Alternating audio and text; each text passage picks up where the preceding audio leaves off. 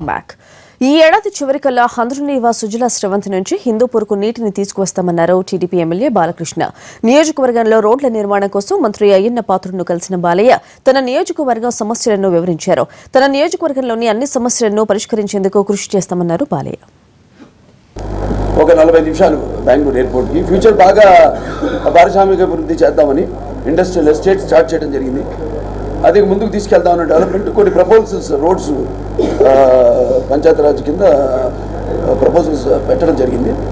ఒకటేమో సూగూరు టు కొట్టుపి ఒకటి రోడ్డు, అంటే అది రెన్యువల్ రోడ్డు.